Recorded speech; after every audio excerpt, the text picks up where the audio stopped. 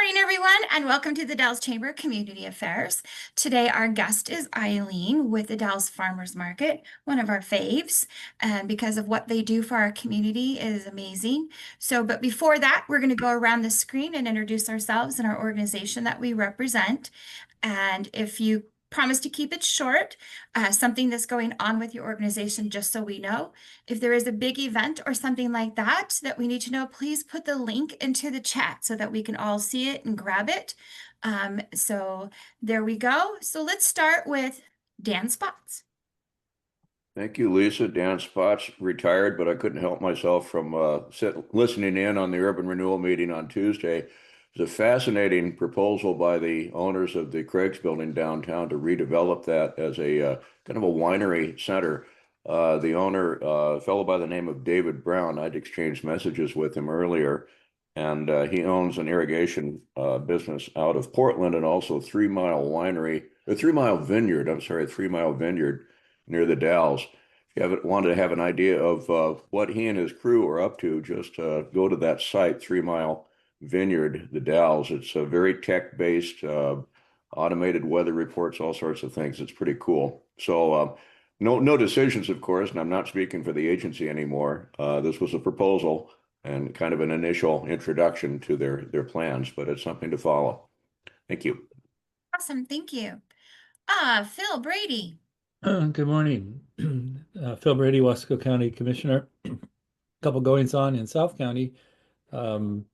Let's see here. First, this weekend in Shantico is Bluegrass Festival. It kicks off down there. About 50 people show up in Shantico, triples the population. They also had a shakeup in their city government last week. Two of the 4 commissioners resigned, leaving 2. The mayor and the recorder resigned. Sounds terrible. Chrissy Zog, our county clerk, jumped into action expeditiously. There'll be a new election within 30 days to appoint a 3rd city council, and then they'll be able to appoint the 4th, actually elect the 3rd, who appoints the 4th, and the mayor. So the town's going to get restarted.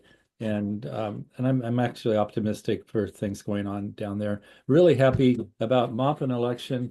The bond for the Deschutes River passed by a wide margin, almost 2-to-1. Huge support for the Maupin Clinic, and that's a medical clinic for all of South County. That thrills me. The board of directors there worked very, very hard to make that transparent, opened up their books, explained why it's important, and really, did a great job convincing everybody of what's real, that we need healthcare. Great, thank you. Corliss? Good morning, everyone. Corliss Marsh, the library, the senior center, and Habitat for Humanity. News this morning is Makerspace has found a new home, or their first home. And so we're developing that and hope to have it running pretty soon. Thank you. Dawn? Hi, my name is Dawn Cully. I'm here representing Community Access Services. We're a local nonprofit. We help individuals with barriers to employment, the individuals with intellectual and developmental delays to find employment. And we're here as a community resource for the businesses to help answer any employment questions they might have. Dawn, are you guys on 2nd Street? No, our main office is in Beaverton, but we have an office in Hood River. And I'm from Goldendale, but I work Wasco and Hood River counties. Okay, great. And I know Eileen, and the reason I wanted to come out and speak today because I'm also going to be in the farmers market this year. Awesome. Dawn, can you do me a huge favor? Can you send some of that information and some links to Lisa at the Dalles Chamber so we have that? I absolutely can. Perfect. Thank you, because that would be something essential that we could have to get to our businesses and have them perhaps even bring you on community fairs so that they know more about it and how they can work with that program. I believe my boss Caleb actually did recently reach out and would like to come in and do a presentation. Okay, great. Let's just follow up. How's that? Sounds good. Awesome. Thanks for being here. Sure. All right, bless you, Scott McKay, but now you're going to speak. Good morning, everyone. Scott McKay. I'm the community liaison for Circles of Care, Age Plus Circles of Care, and we connect older adults who need some kind of periodic support, such as visitations or transportation, grocery shopping, with those with volunteers. And we're always looking for volunteers. We just recently got 2 new volunteers, 2 young folks. And thanks to the Cherry Festival table, the Cherry Festival. So, but we're always continuing looking for volunteers so we can meet the need. Thank you. Thank you, Lisa. Tanya Brumley. Good morning, everyone. Tanya Brumley, Community Affairs Manager at Northwest Natural for the Gorge. One of the things I just wanted to bring up and remind everybody is one of my hats I wear is on the board of the United Way of the Columbia Gorge. And one of our fundraisers for the Wasco Sherman Council will be to have a concert outdoors at Bargeway Pub. And that will happen the end of June, June 27th, which is a Friday night. So just invite everybody to come on down.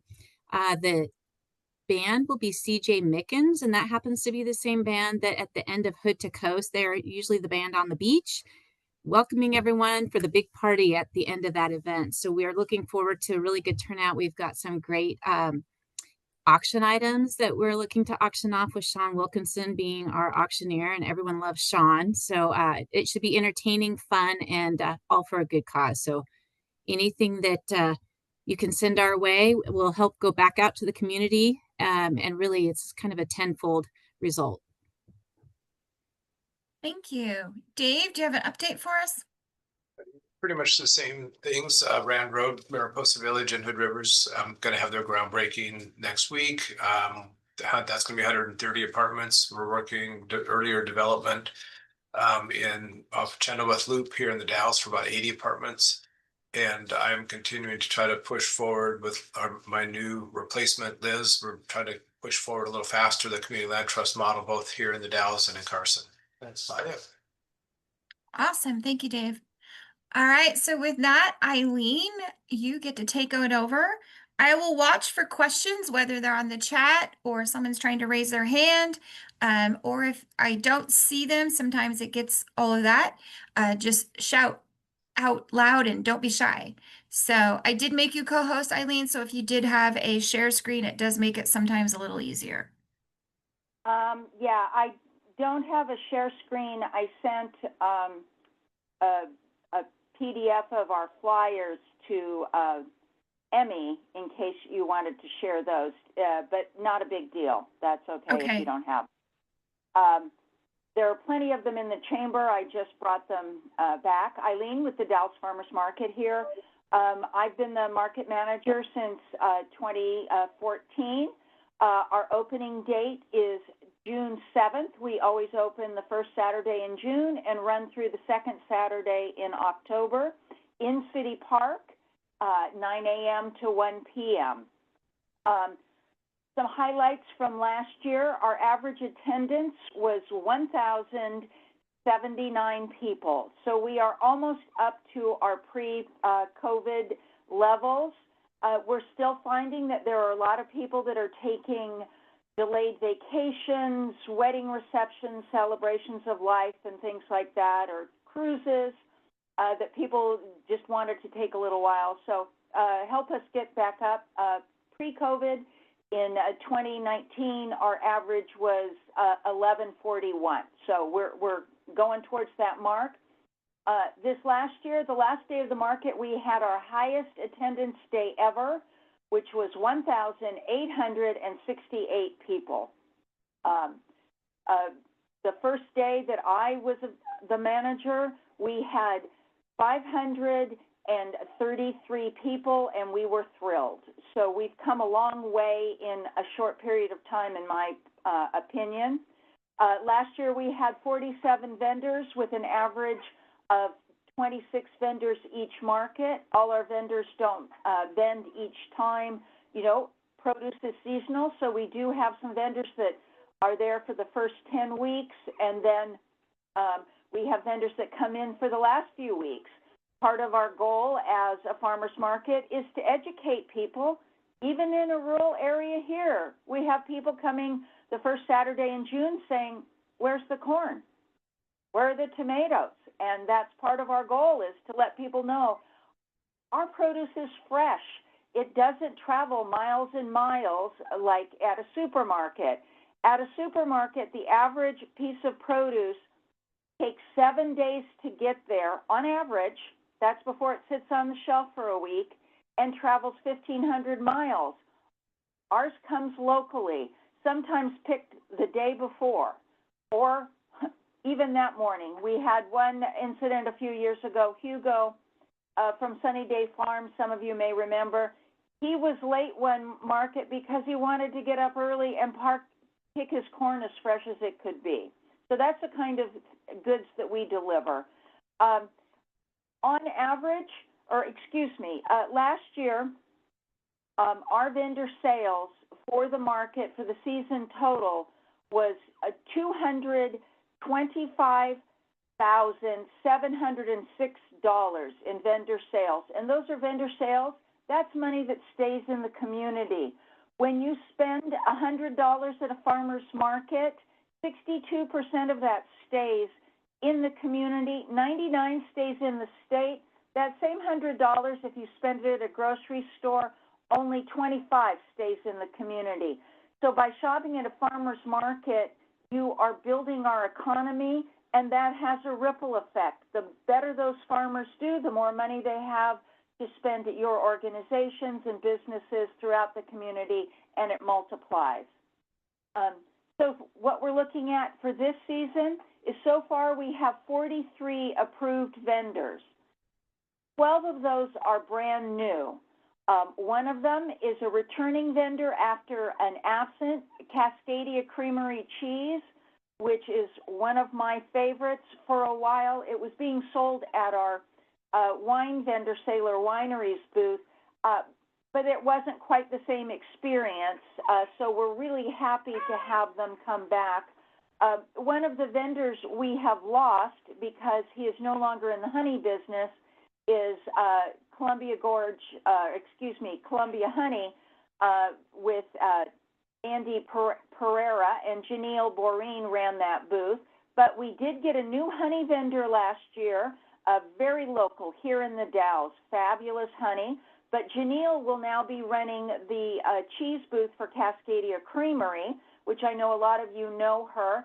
And with her wine background, I think her being the cheese person, she's a big foodie, so it's going to be a good match. We also have a baker who was vending with us year before last, took a break. She had a baby. She's coming back in a new form. She did fabulous cupcakes, and she's now doing some more different things. For this year, we are going to be having our sponsorship program again. Lisa, I sent the sponsorship brochure. It was a little late. Did you happen to? I sent it to Emmy. If not, no big deal. I can either email or mail or drop off our sponsorship brochure. We have different levels, and depending on the level of sponsorship, some of those you, as a sponsor, can come and have a booth and directly speak to folks in the community. And one of the things I like to say for our sponsors and also for our nonprofits, which I'll get into later, when folks come to the farmers market, their pores are open, they're in a learning mode, they're not in a hurry, so they have time to listen to businesses. I know particularly insurance and other information intensive businesses, and ones that people just really don't want to think about a lot, do quite well because people are there, and our shoppers love to support people that support us. So it's a fabulous opportunity. I'm happy to talk to anybody about sponsorship anytime throughout the year. I mentioned nonprofits. We allow nonprofits to come to the market one time. at no charge to have a booth, and we provide the tent and a table. To do that, nonprofits just need to get in touch with me, and we'll look at our schedule and we'll move forward from there. We've also are expanding our Friends of the Market program. We've added some new bling, some new magnets with our logo we adopted a couple years ago. We have some really cute tote bags that are available at different Friends of the Market levels. And I should explain, Friends of the Market is a way to support the farmers market and get a little bang for your buck with some goodies, and good for people that want to support us but maybe aren't a sponsorship level. We've also added some new merchandise with our T-shirts. It was funny when we polled people about what kind of logoed merchandise they'd want. Nobody said hats, and we added some last year just as a lark, and they were our best seller, and in particular, pink hats. So Deborah Lucci, our board member who's kind of running that, has ordered a lot of pink hats. So I know one that looked really good on Scott and Phil, so maybe you should come down and buy one. We're also continuing with our Power of Produce program for kids between the ages, there's Scott wearing a different colored farmer's market hat. Kids between the ages of 4 and 16, every time they come to the market, can receive a $2 token to spend on any fresh produce in the market. This is helping kids get introduced to produce they may not eat normally. It's very interesting. Kids are very willing to try things from vendors that their parents say, I couldn't get them to eat that at home. And suddenly they want mom to buy more green beans. So it really helps combat a lot of the health issues and obesity issues we have in our community. Some other programs we're moving through with food we are going to continue to accept SNAP, which stands for Supplemental Nutrition Something Program, aka food stamps. People can run their Oregon Trail or the Washington equivalent at the manager's booth. We give them dollar tokens that are good on any SNAP eligible item in the market. So grocery items just like they would get at a supermarket. Then we have a few grants. One which, and I will also give a shout out to Tanya here. United Way is one of the folks that have helped benefit our POP program and our Market Match program, which we match the first $10 that someone runs on their Oregon Trail card with 10 additional tokens that can be used on any grocery item in the market. Through Farmers Market Fund, we also have the Double Up Food Bucks program, which matches the first $20 that someone runs on their card with vouchers they can use to buy fresh produce. So fruits and vegetables from our farmers in our community. So these people in need in our market, if they run their card for $20, receive $50 worth of currency that they can spend in the market. And they don't have to spend it all at that market. They can bring it to other markets and spend that. That puts money back into our community. And I would urge anybody, you know, sometimes you don't know somebody or on these programs. You know, if you know it, encourage them to come down to the market. Maybe bring them down. We've had some people that I've met through the chamber functions like this that have said, come on, come with me. Take them to the farmers market booth. We'll walk them through the program. It's very dignified and very easy to access. And we also, some of our seniors in the community and some of the WIC mothers receive what are known as FDMP vouchers. They're just vouchers, a small amount each year. I think it's $32 that are given to buy fresh fruits and vegetables from local farmers. A lot of people don't realize... Eileen, can I interrupt before I forget my question? Go ahead. Certainly. Yeah, before I forget my question, I was going to write down. Got two questions came up. One is, The city park seems to be a good spot for that, and I've heard people like, wow, we're in a park, not on a dead end street or something. Is the city park still working well?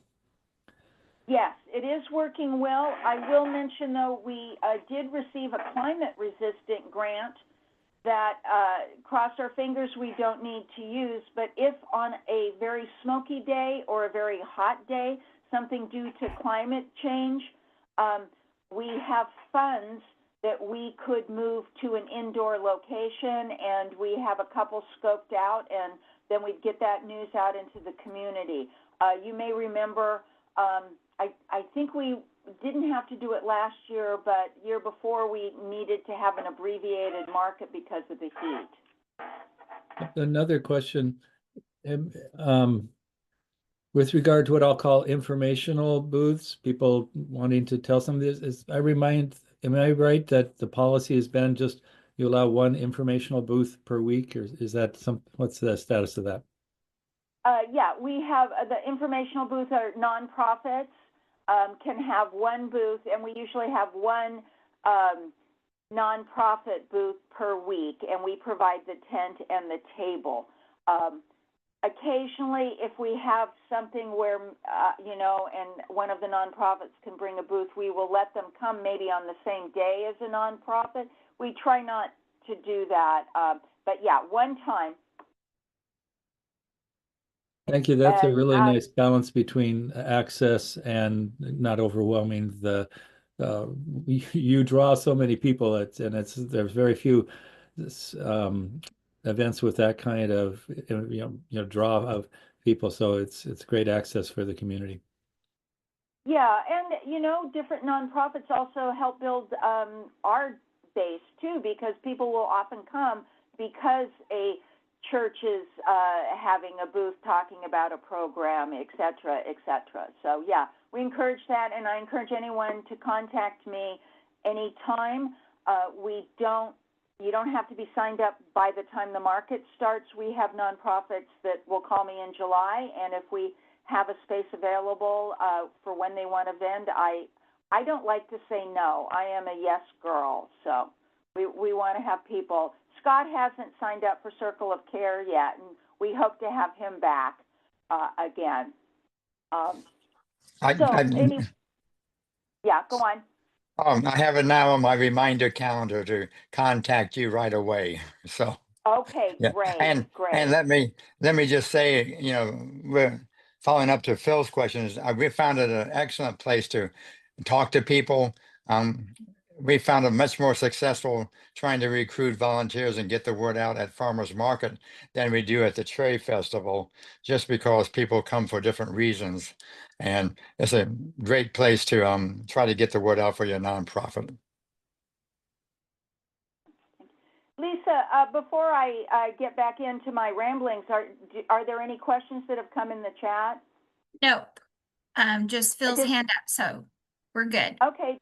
Anybody have any questions now, since we're kind of in that mode? Okay. I was just going to say, with some of these food programs, I know that there are sometimes people in the community that say, oh, well, gosh, with all that money you're giving away, I wish I was on food stamps. But when you look at the statistics, this is really meaningful. A large percentage of people in SNAP in Oregon are our veterans, and we want to support them. And the average person that is receiving SNAP gets $5 a day. That is not a ton of money. So these matching funds are huge. And, that keeps the money in our community when you're supporting our farmers. When you buy directly from a farmer, they keep 72% more than when there is a, quote, middleman. That's huge.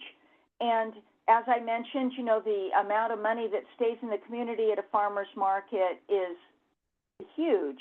And if we, as a community here in the Gorge, just bought only 20% of our produce and meat, not counting other groceries, that would keep $9.6 million in our economy. That is huge for a low population area. It's just amazing. It also helps bolster our self-resilience. Let me look this up. I'm going to look real quick. 98% of the food we eat here in the gorge comes from somewhere else. That leaves us really vulnerable to a natural disaster. You know, if 84 was closed for some reason, you know, we see that sometimes, you know, during the winter when 84 is cut down for snow or weather or whatever. And I'll also mention the average SNAP user, person using an Oregon Trail card, is only on it for 6 to 10 months. And I see that in our market. We see people that are going through a rough patch, and then they have to, you know, they're getting back on their feet. And there is some expected increase in people needing SNAP benefits here in rural communities because of some of the layoff of federal workers, and rural areas tend to have more people employed via federal programs as well. And on a lighter note, I have not mentioned, we have a fully booked music calendar for the time. We have some new musicians and some old favorites. The other thing, Scott talking about, it's a great place to see the community. Another thing the farmers market does is it helps bolster our community through connections. When someone shops at a farmer's market, they have an average, and I think it's probably higher in the Dalles, of 10 interactions. The same thing at a supermarket when one is shopping is only 3 transactions. So especially for some of our older communities, this is a huge benefit to their general well-being. And I'll end before I take any more questions. Is the best reason to shop at a farmer's market is when you buy a tomato, it tastes like a tomato, and when you bring it home, you don't have 5 pounds of packaging you have to throw away.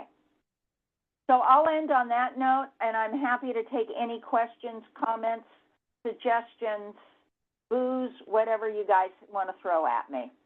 All right. Phil, you're up first.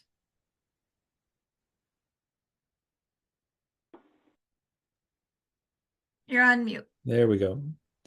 Have you considered expanding to more days a week, or under what conditions would it be possible to, or do other places go 2 days a week?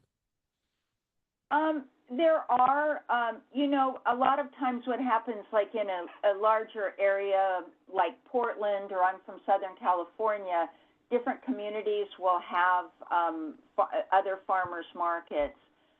Before my time, they did experiment for a couple years with having a Wednesday market. One of the things is our farmers are small farms, and it would be labor-wise, volume-wise would be tough for them. But I would encourage everyone that when you're at the market, get the cards of people. Folks like Sandoz have their farm stand. You know, it's less than 5 miles out Mill Creek to get to their market. And I would say by the time you drive there, park, and get in there at one of our local places, you're there just as quick as if you park in the supermarket parking lot and walk in. And it's a lot more fun, and you get better stuff, and they always have a smile for you and remember what you like. I love our local places, don't get me wrong. But I encourage you to do that. One of our new vendors is a lavender vendor, and she's also opening up a farm stand about a mile further down the road. I know, like Living Springs, our lamb vendor, and other vendors, honey vendors, if you have their card, they're happy to get you their products throughout the year when they have them. You mentioned food resiliency, and our emergency management coordinator, Sheridan McClellan, has talked to me about the same issue. And yeah, we would be stuck here if we were cut off. But yet we produce a lot of food here, though it's pretty specialized between we aren't as varied as the Yakima Valley. Yeah, that is true. But you know, I'll bring up Sandoz Farm again. They have some marvelous pickled products and shelf-stable products. Frozen, you know, their meat is frozen. Their pepperoni, which I know Lisa's a fan of, as well as some of their other stuff. You know, and I'll also point out one of the things that Mary at Sandoz Farm is always joking about. She said, why is it so much trouble for someone to drive, you know, 4.7 miles down Mill Creek, yet they'll drive to Portland to go to Costco? You know, so we kind of need to help train our locals to do that. And I would urge folks, again, bring friends to the farmers market. Let them know what we've got here. Take them out to some of our farm stands that we have locally here. They need to be supported. And that money stays in our community. I'll keep harping on that. Eileen, I'll jump in with a question if I may. And I might have missed it earlier, but is there a connection with, well, a couple of different things, Gorge Grown Food Network for one, and then also I believe it's a program called Raíces with the Next Door. Are they, do the groups work together to coordinate scheduling and things like that, or how does that work? And resources? Yeah, somewhat. We are not a member of Gorge Grown Food Network, but they have a rural farmers market network for here in the Gorge. So about once a quarter, at least twice a year, we get together to exchange ideas and talk. Hannah, the market manager over there, has referred some vendors to us.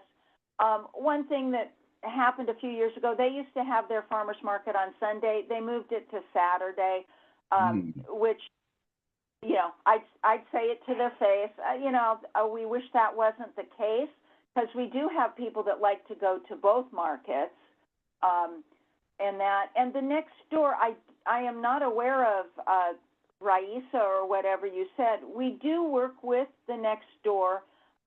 They're one of the kind of exceptions to our nonprofit rule somewhat, in that because they are almost like 30 nonprofits in one. They have so many fabulous programs. And as an organization, the Dalles Farmers Market likes to support youth in that, which is their mission. So what we do with them is we do allow them to come one time at no charge, and then they come another couple times, and then they are providing their own tent, and they make a small donation to kind of offset. So there's some fairness there. The other exception, I'll say that here, and it's based on my discretion, is that if we have a nonprofit that is bringing value to the market, we will allow them, if they're going to vend something that brings value to the market, to come more than once. We waive the membership fee, but then they pay the booth fee. It's been a few years since we've had this, but a couple of examples in the past is the high school robotics team was selling, there used to be a non-dairy cheese spread made here in the Dalles, and the high school robotics team was selling that. That added value. It was a fundraiser for them. You know, they took care of their infrastructure in terms of booth. There was one year where the high school kids that are selling the chocolate-covered cherries and blueberries, something similar. And we've had a church youth group that was making on-the-site beverages for people to drink as part of a church youth group, and we did the same thing. But those all brought benefits to the market. They were selling something. So it's a small distinction there, but we're happy to work with folks like that as well. Cool. Did that Thank you, answer your question? It did. Thank you very much.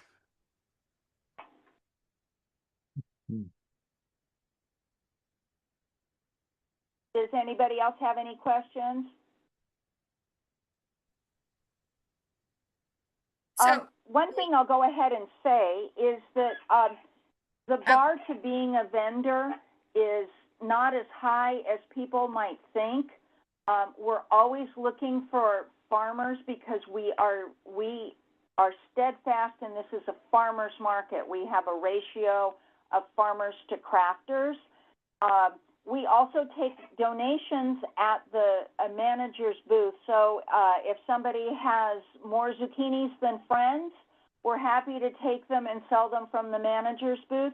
But if you know somebody that might, maybe is retired and they need to get out of the house, or their spouse thinks they need to get out of the house a bit, send them my way. I can talk to them and work with them. They don't have to commit to the whole season.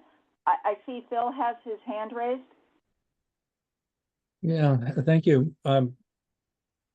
I feel bad, but I feel good about it that I don't buy as many vegetables at the farmer's market because I've got a big garden.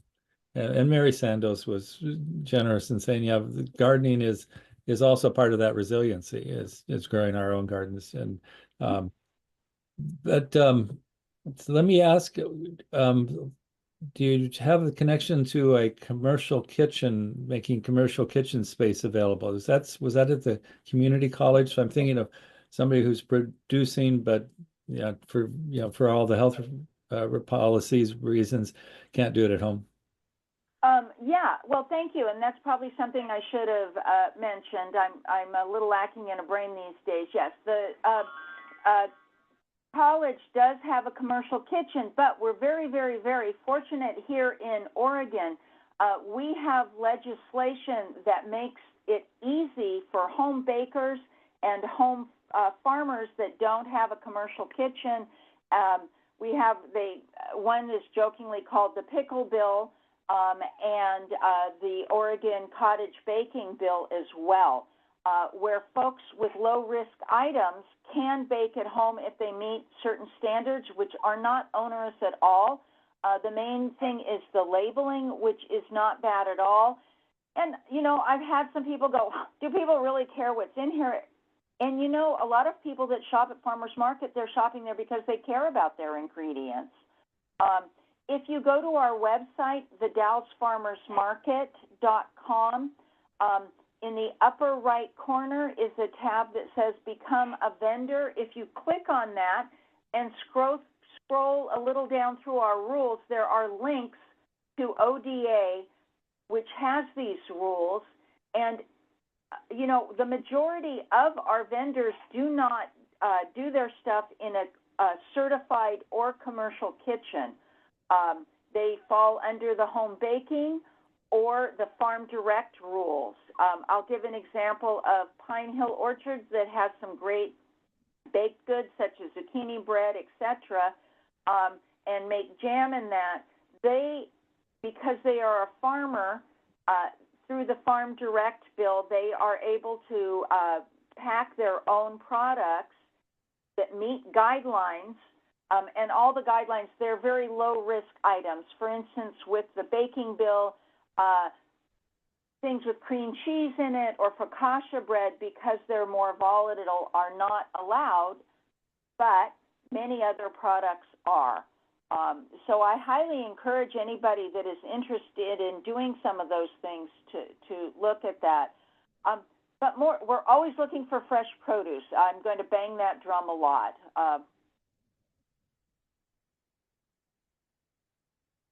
Thank you. I'm looking at the egg handler license. That one does require. Yeah. Yeah, and that's another one. That's not onerous either, and we can always use eggs.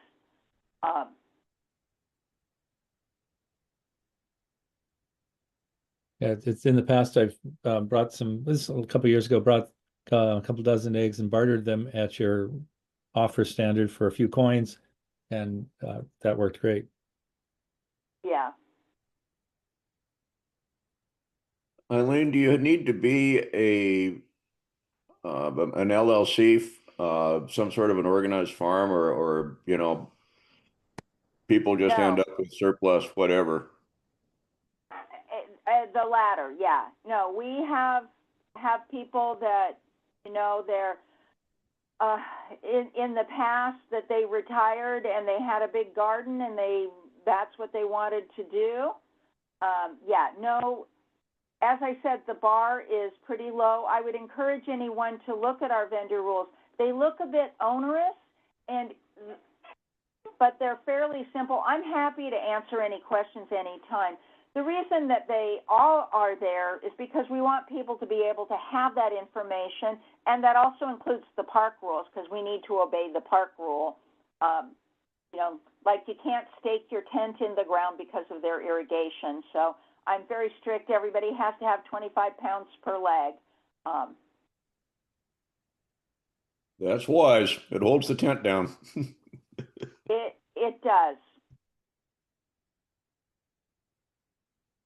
Over at Watonka, I think it's more like 100 pounds per leg.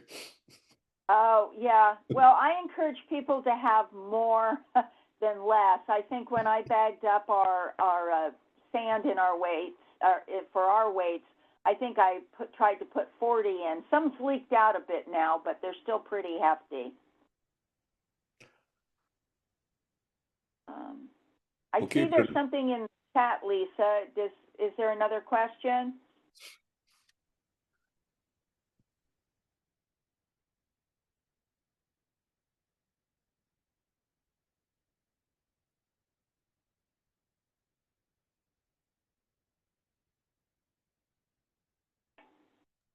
So Eileen, you Oh. have just a couple minutes. Do you have anything you ask of us or that you need from us besides bringing somebody to the farmer's market? That would, okay, bringing somebody to the farmer's market. If you have a business that can sponsor, we would love that. If you know a business that you think would benefit from being a sponsor of the farmer's market, besides we're a 501c3. I did not specifically mention that. We have our Friends of the Market program. Become a friend of the market, buy a t-shirt, a hat, wear it proudly throughout the community, and if someone looks at it, give us a little commercial about why you like us. We also give out, we have our Dalles Farmers Market stickers. I have one on my phone. These are free. We also have temporary tattoos that are available for kids. If you know people with kids, encourage them to come to the market for the Power of Produce program. You know, the more healthy food our community eats, the healthier it will be, and that saves us money in the long run.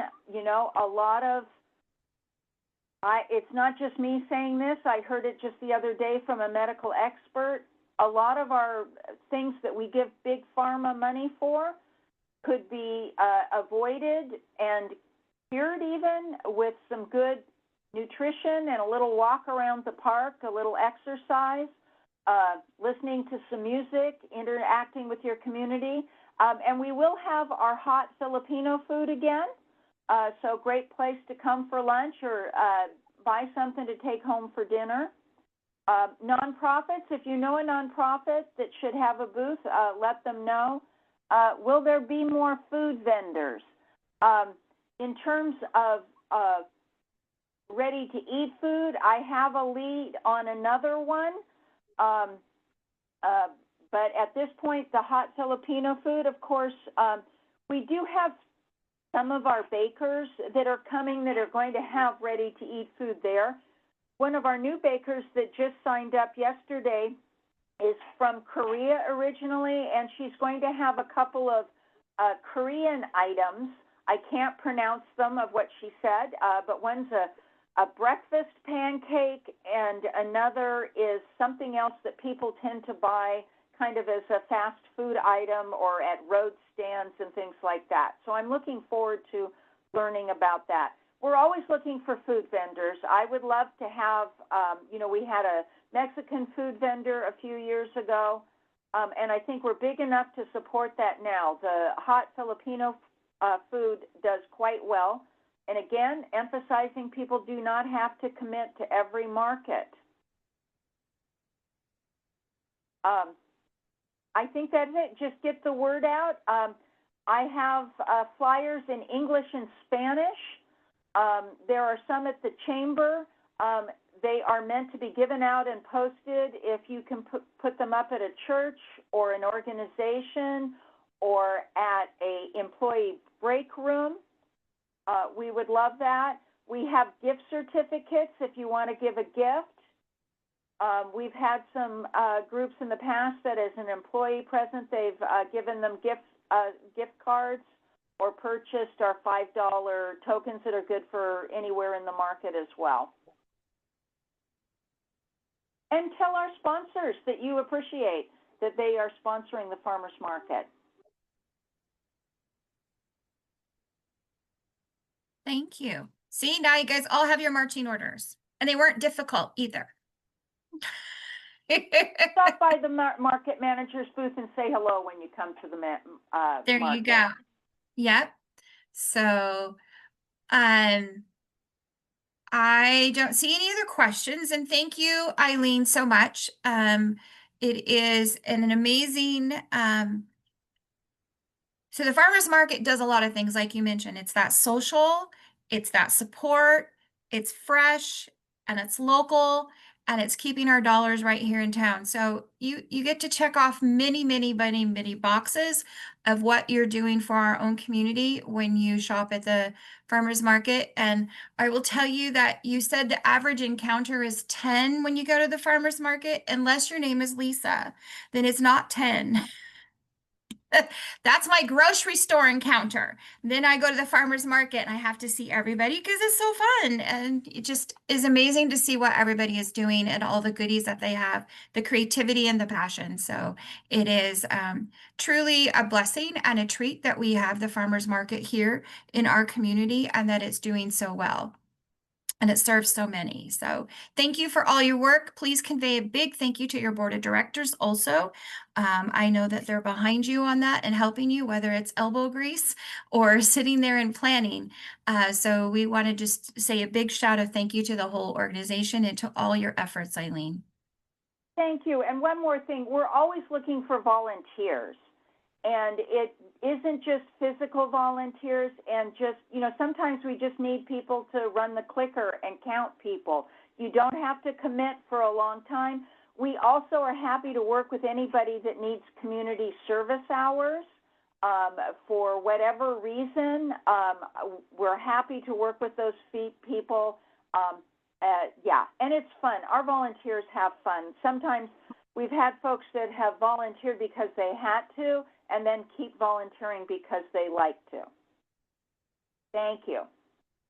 Thank you so much, Eileen. And everybody be watching your emails today. We're sending out an opportunity to our chamber members and only our members for an exclusive workshop for AI training to help do all kinds of different things for your small businesses. This is tailored to businesses that the chamber has covered the cost, and we're providing it to our chamber members for free. It'll be on the 29th, beginning at 10 a.m. Pacific Daylight Time, and it is a 90-minute training, and you will not regret doing this training. It is phenomenal.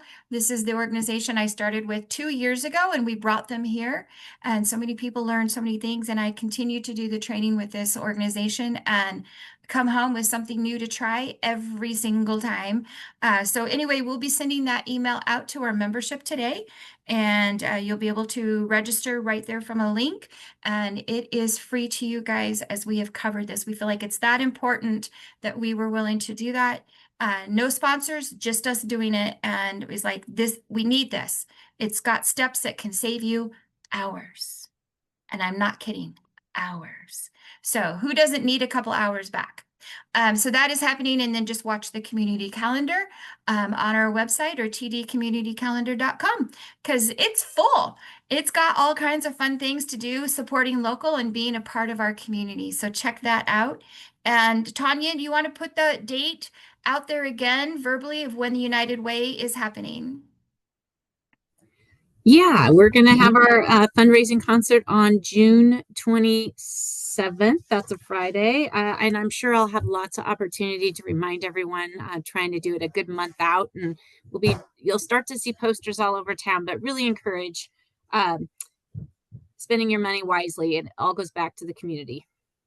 And it's such a fun event. And sometimes you win. That's true. Yes, I did a few years ago. So yes, sometimes you win.